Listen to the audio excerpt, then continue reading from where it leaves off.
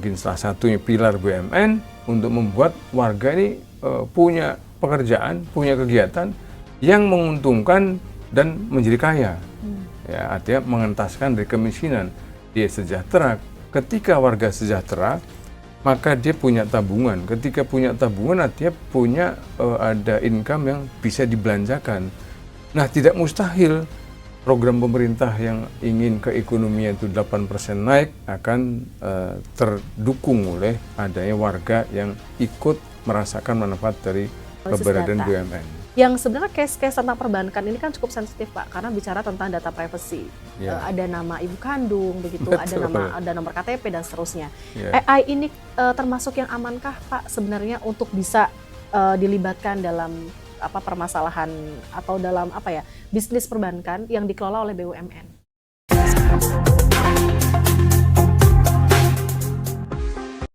Ya, selamat datang di program Bedah Buku bersama Universitas Bakri Press. Bersama saya Kurnia, dan hari ini saya akan membedah buku tentang manajemen optimalisasi peran BUMN Republik Indonesia. Dan sudah bersama saya ada penulis utamanya dari Dr. Urip Sediowidodo MM.IPM, dan tentunya ada satu rekan penulis dari beliau, yaitu Insinyur Aurino Rilman Jamaris MM, yang hari ini akan diwakilkan oleh Pak Urip selaku penulis utama. Selamat datang, Pak, di program Bedah Buku Universitas Bakri Press. Terima kasih. Sehat, Pak? Sehat, alhamdulillah. Baik, Pak. Manajemen optimalisasi peran BUMN Republik Indonesia. Ini menjadi buku yang sepertinya mengkritik atau sedang mempelajari karakteristik bisnis BUMN, begitu, Pak? Mungkin begitu nggak, Pak Urip? Ya. Jadi kita tentu tahu fokusnya apa, kemudian kurang lebihnya apa, sehingga ketika menulis mestinya bermanfaat untuk pembaca gitu ya. Jadi ya ada masukan lah gitu kan, bukan berupa kritik langsung, tapi masukan yang kalau dipelajari mungkin kita harap ada manfaatnya. Betul. Saya melihat di buku ini terdapat 8 bab yang coba Pak Urip dan Pak Aurino kembangkan tentang, contohnya misalnya di bab 1 ada dinamika tantangan BUMN. Artinya sebenarnya Pak Urip melihat ada satu masalah atau ada hal yang memang terjadi di BUMN sehingga Pak Urip harus menjelaskan 2 subbab lainnya, yaitu berkaca dari BUMN yang bermasalah, kemudian pentingnya mekanisme kontrol. Membaca BUMN yang bermasalah berarti Pak Urip sudah meriset beberapa BUMN, begitu, Pak? Betul. Kira-kira bentuk masalah yang seperti apa yang coba Pak Urip jabarkan di buku ini? Ya, memang kita biasa melakukan sesuatu dan ujungnya memberikan masukan jika kita tahu permasalahan atau potensinya. Dua hal itu ya, ada masalah, ada potensi. Saya melakukan disertasi penelitian riset itu kepada 118 perusahaan BUMN. Namun itu sudah sekitar 15 tahun yang lalu tentu ada dinamika, dan dinamika itu kita kembangkan dengan kekinian, yaitu pentingnya memperhatikan basis teknologi, dan itu berarti transformasi. Nah, nanti menyangkut seluruh bab itu ada sumber daya apa yang harus ditransformasikan, dan itu pengaruh dari teknologi yang kekinian, dan tuntutan lain dari negara punya aset di perusahaan itu akan digunakan untuk apa. Oke, berarti negara ini cukup konsen ya, Pak, dengan permasalahan yang ada di BUMN. Ya mungkin kita Pak Urip dan juga beberapa penonton mungkin paham di sini bahwa permasalahan BUMN kemarin itu kan lumayan cukup banyak disorot, begitu ya, Pak ya. Betul. Ini sangat berpengaruh nggak, Pak, terhadap citranya si BUMN itu sendiri tentunya? Ya, dan betul. mungkin menterinya, begitu, Pak. Menurut Pak Urip bagaimana? Pelaku ya.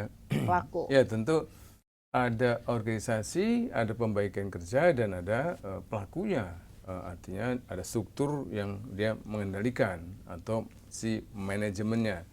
Sehingga buku ini sebenarnya lebih fokus kepada bagaimana mengoptimalkan manajemen itu sehingga menurut Undang-Undang 19 tahun 2003 dan peraturan pemerintah atau yang didasari oleh Undang-Undang Nomor 9 tahun 2009 tentang pendirian perusahaan BUMN, itu adalah bagaimana agar tujuan BUMN yaitu memanage dengan efektif, efisien, itu tercapai untuk bagian dari berkontribusi pada perkembangan ekonomi nasional maupun pendapatan kekayaan aset kepada negara. Nah, akhir-akhir ini ada yang viral gitu ya, membentuk satu usaha organisasi baru uh, on top of ya, di atas BUMN, asetnya dikumpulkan dan itu 14.000 triliun. Nah, itu tentu buku ini tahun lalu ya belum menyangkut itu, hanya ke arah sana bagaimana supaya efektif efisien. Intinya adalah memanage kekayaan kita sehingga kegunaannya itu untuk masyarakat lebih luas dan untuk negara. Nah, di antara itu dinamikanya adalah ada berita yang ternyata bukan hanya tidak efektif, tidak efisien, dan malah mungkin miss gitu ya dalam manajemen atau dalam sumber daya yang belum dikelola dengan baik sehingga masuk ke BUMN yang disorot oleh masyarakat. Nah, buku ini mungkin saya bersama Pak Aurino mencoba memberikan ulasan apa yang dihadapi oleh BUMN dan bagaimana sebaiknya mengoptimalkan manajemennya. Betul, Pak. Saya setuju dengan pernyataan Pak Urip tadi dan ini sangat nyambung di bab kedua, Pak, tentang peran BUMN dalam pengembangan sosial. Artinya, ketika Pak Urip tadi menjelaskan tentang case atau permasalahan tentang BUMN, mungkin sepanjang 2024 begitu ya, Pak. Yeah. Di sini ada subbab yang menjelaskan tentang penguasaan sumber daya alam. Yeah. Mungkin sebelum ke SDA-nya, mungkin ke SDM-nya dulu, Pak. Yeah. Sebenarnya penguasaan sumber daya alam, sumber daya manusia ini apakah cukup berpengaruh juga? Karena kan permasalahan itu timbul biasanya salah satunya adalah dari SDM itu sendiri, gitu, Pak Urip. Iya, yeah. Betul bahwa yang namanya manajemen itu ada 3 hal atau 3 aspek ya. Ada satu tanggung jawab yang disebut pekerjaan yang harus dilakukan oleh si manajemen yang kedua, dan manajemen itu ada strukturnya. Nah, tentu struktur adalah tempat di mana kita bisa membagi siapa bertanggung jawab apa. Nah, artinya siapa adalah unsur manusianya atau SDM-nya. Nah, apa adalah tanggung jawab yang bersangkutan, siapa tadi dalam struktur untuk output dari hasil atau prestasi manajemen itu efektif, efisien, menambah tadi kan faktor keekonomian baik untuk negara maupun usaha itu sendiri. Namun tidak lupa bahwa manfaat tadi negara itu siapa sih? Kan rakyat. Artinya ada faktor sosial yang harus direkrut atau dicakup di dalam proses manajemen tadi sehingga rakyat, warga, kita semua ikut merasakan keberadaan eksistensi BUMN tadi dan hasilnya terasa oleh kita semua. Nah, tentu salah satu faktor yang utama adalah aset yang berupa SDM. Nah, BUMN itu patut memperhatikan bagaimana SDM itu harus kompeten. Selain internal yang ada di struktur, jajaran karyawannya juga adalah sebetulnya warga masyarakat kita semua itu menjadi tanggung jawab sosial BUMN untuk juga mengedukasi bagaimana ikut mendorong pertumbuhan BUMN. Oke, pernyataan Pak Urip tadi ada di bab kedua, di bagian subbab 2.4. Persis sekali, Pak. Kontribusi BUMN terhadap pengentasan kemiskinan. Sudahkah, Pak, menurut Pak Urip di buku ini dituliskan dari beberapa permasalahan sepanjang 2024 begitu, Pak? Kontribusi BUMN terhadap masalah kemiskinan itu seperti apa digambarkan di buku ini, Pak? Ya. Apakah sudah optimal?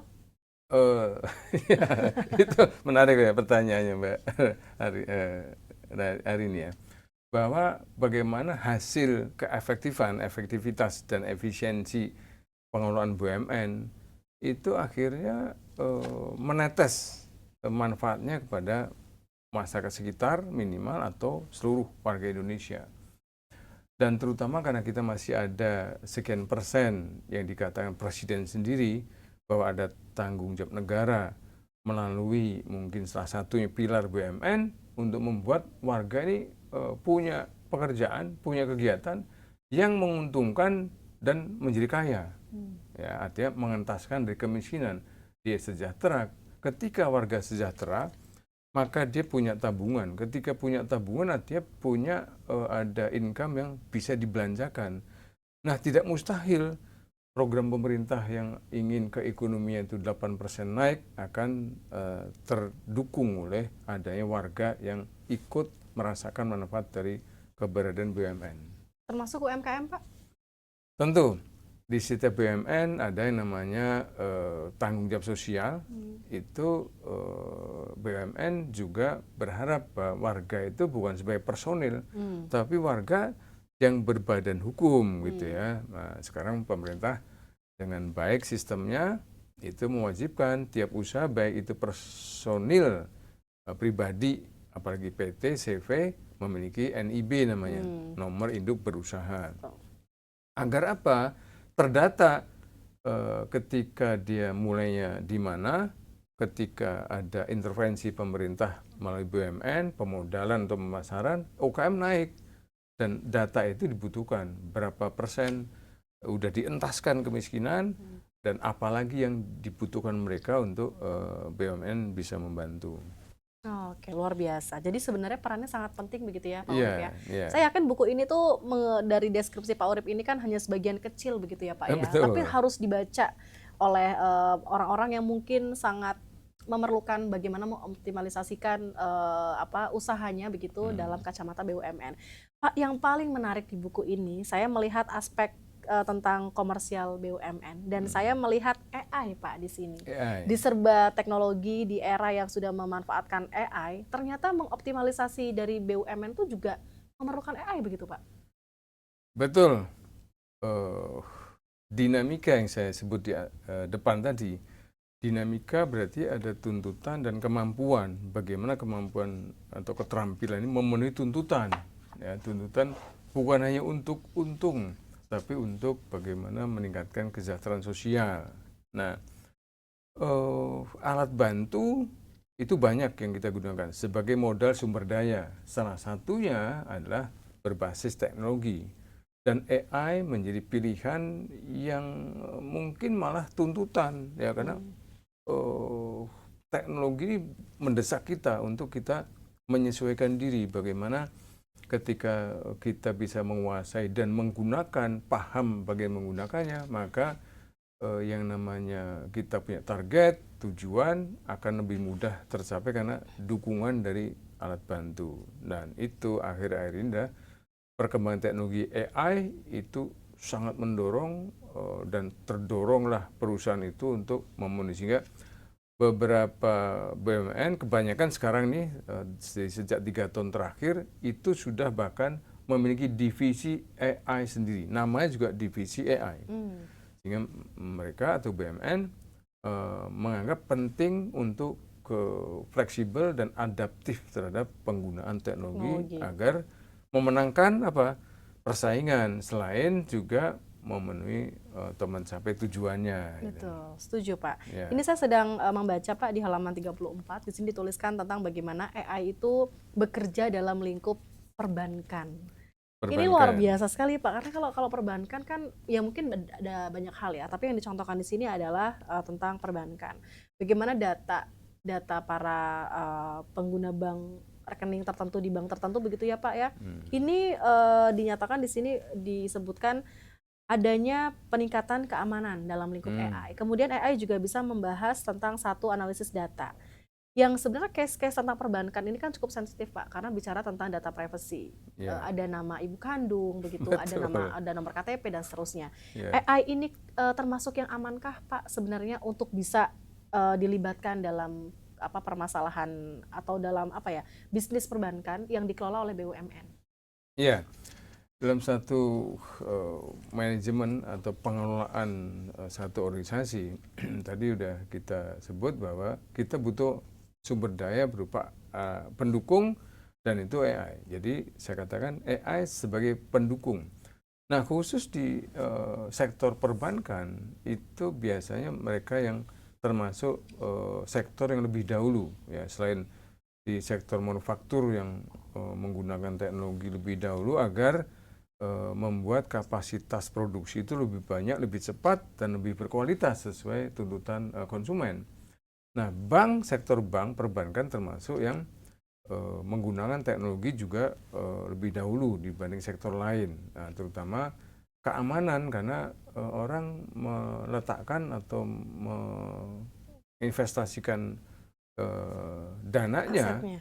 ya asetnya itu butuh kepastian. Betul. Aman nggak dititip di tempat ini? Betul, betul. Lalu kerahasiaannya bagaimana? Karena orang ingin kaya, tapi ketika kaya jangan dong diumumkan kekayaan saya, mungkin Flexing gitu. jadinya gitu ya, Flexing. Pak Urip ya. Malah beberapa flexing ya. Hmm.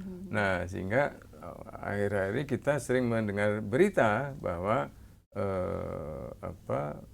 butuhnya cyber security, keamanan cyber. Nah, tadi saya katakan ya BUMN memiliki divisi AI dan bank mungkin yang paling prudent, yang paling hati-hati, tingkat kehati-hatian paling tinggi karena menjaga kerahasiaan dari yang nasabah ya. Betul. Kalau dibandingkan dengan manufaktur mungkin data si perusahaan itu sendiri. Jadi ketika nasabah dikumpulkan, maka data nasabah menjadi riskan ketika itu bocor ya. Jadi mereka atau sisi dari sektor perbankan itu lebih prudent menggunakan teknologi ini, bukan sekedar kemanfaatannya tinggi, namun risikonya juga tinggi. Itu perlu hati-hati. Tapi sudah optimal Pak BUMN menerapkan sistem AI ini sendiri ya? Ya, optimalisasi itu sebuah proses ya, tidak berhenti. Saya sudah selesai. Mereka deklarasikan bahwa keamanan tinggi, dan tidak bisa berhenti. Yang namanya dari staf IS ya, cyber security itu harus terus bekerja hari demi hari, detik demi detik, karena resiko itu seperti mungkin bisa dipandang sebagai maut yang mengintai tiap detik gitu. Jadi dinamis ya. Betul, terus jadi, bergerak begitu betul. ya Pak ya. Kalau dikatakan kesiapan, saya sebagai penulis periset mengatakan mereka siap. Artinya dalam arti ketika ada serangan, mereka juga siap dalam waktu jam atau menit, ya, Pak, ya? Betul, itu harus diatasi.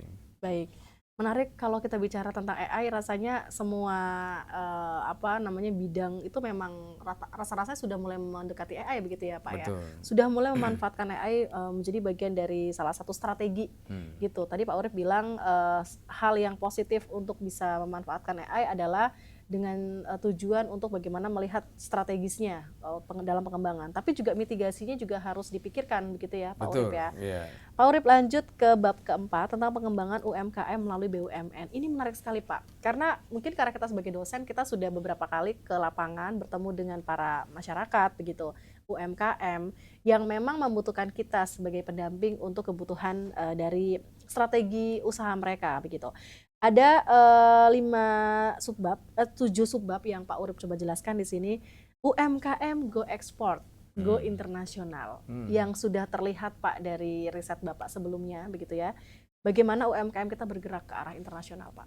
Ya, internasional dimaksudkan kami adalah sebagai internasionalisasi ya. Mungkin dagang atau mengirim barang ke tujuan konsumen nggak harus dia ada di negara lain. Tapi internasionalisasi dalam arti kualitas produknya, begitu, Pak. Betul. Kualitas produk. Nah, kualitas produk termasuk pricingnya, termasuk kualitas bertransaksinya, sudah berlevel internasional. Ya, ketika harus online, harus AI, pengiriman sampai ke tempat tujuan dan aliran keuangan itu juga harus aman. Nah itu udah levelnya internasional. Karena kenapa? Indonesia adalah sebuah negara besar dan dianggap oleh negara lain sebagai pasar internasional. Jadi kalau bicara menghasilkan suatu produk, kalau bicara kita mau market share tinggi, nggak usahlah repot-repot ngirim ke luar negeri, memberikan pangan konsumsi kepada 280 juta orang Indonesia, itu sudah market share yang sangat besar. Nah, namun kualitasnya dari internasional. Jadi ketika kualitas sudah dijaga untuk internasional, maka diminta oleh bagian belahan bumi dimanapun kita siap kirim. Dan BUMN dengan divisi di mana juga ikut berkontribusi menyejahterakan warga rakyat itu lewat UKM, UMKM, dan BUMN sudah punya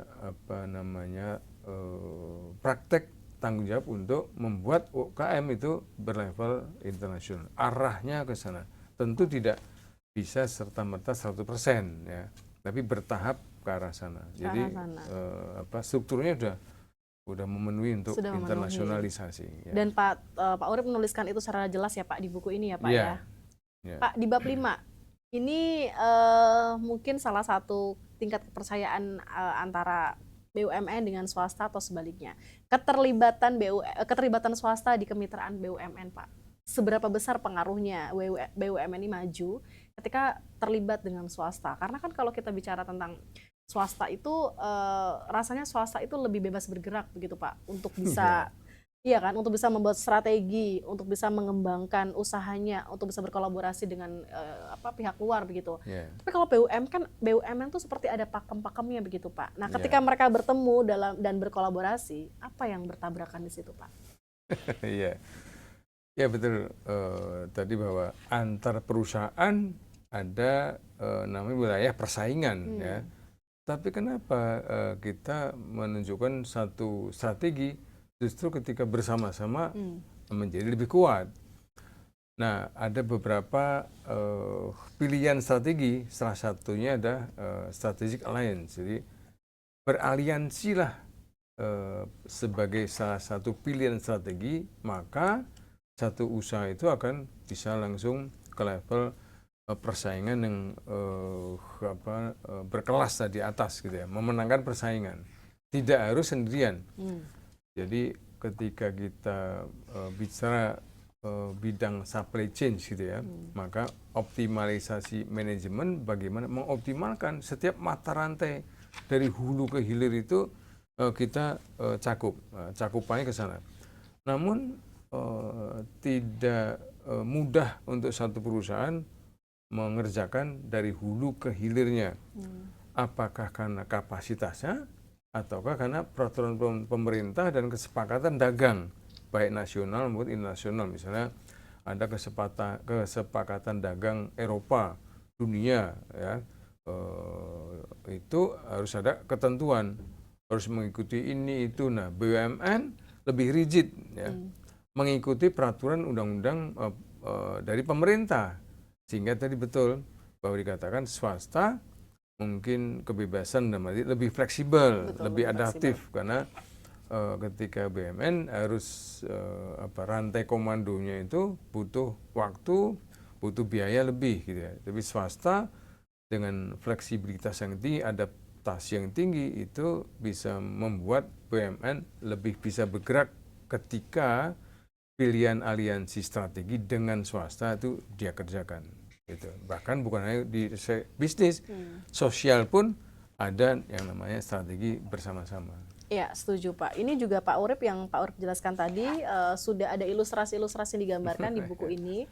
Jadi ada beberapa ilustrasi yang Pak Urip dan juga Pak Aurino jelaskan tentang bagaimana proyek transisi antara Pertamina dengan swasta begitu ya Pak. Kebetulan juga ada di bidang service, ini juga tentang pengembangan jaringan 5G. Ini sangat diilustrasikan jelas di buku yang Pak Urip tulis tentang manajemen optimalisasi peran BUMN Republik Indonesia. Ya, buku ini sangat menarik sekali bagaimana Pak Urip mencoba untuk menuangkan case-case yang terjadi di BUMN di buku manajemen optimalisasi peran BUMN Republik Indonesia ini. Dan buku ini dapat Anda dapatkan langsung di website Universitas Bakri Press yang Anda dapat akses di bawah ini. Pak Urip, satu kalimat terakhir Pak, kira-kira apa yang ingin disampaikan ke para pembaca untuk bisa membaca buku yang Pak Urip tulis ini? Ya, baik, kita semua tentu butuh satu kemajuan ya, dan tahap-tahap itu perlu kita cermati, kapan kita mulai, kapan kita advance. Nah, buku ini sebenarnya memulai saja untuk memicu masukan, memicu kritik bahwa wah, bukan hanya begitu, silahkan kita terbuka pada masukan bahkan kritik, karena kami selalu menulis buku minimal 3 seri. Jadi bagaimana saya memicu di awalnya optimalnya begini loh, Nanti ada masukan, oh tidak harus gitu, mari kita lakukan bersama dan kami untuk menuliskan lagi yang up to date. Ya, artinya buku ini ditulis tahun 2024, up to date menurut kami di tahun 2024. Nah, namun setahun berikutnya perkembangan terutama teknologi dan dinamika antar badan usaha dan sebagainya, pemerintah merubah orientasi untuk BUMN. Sekarang timbul yang namanya Danantara terakhir. Nah, aset BUMN dikumpulkan. Nah, itu menarik bagi kita untuk bagaimana, dan kami ingin mengulasnya pada seri yang berikutnya. Oke, baik. Jadi Anda harus membaca buku ini secara tuntas terlebih dahulu. Selanjutnya nanti akan ada buku lanjutan yang akan ditulis oleh Pak Urip dan tim. Dan tentunya ini buku yang sangat menjadikan rekomendasi bagi Anda yang memerlukan bagaimana sih sebenarnya mengoptimalisasikan sebuah bisnis dalam lingkup BUMN begitu. Baik, terima kasih banyak Pak Urip atas waktunya. Nanti kita ketemu lagi di diskusi lainnya tentang bedah buku lainnya yang mungkin Pak Urip dan rekan-rekan tulis. Terima kasih.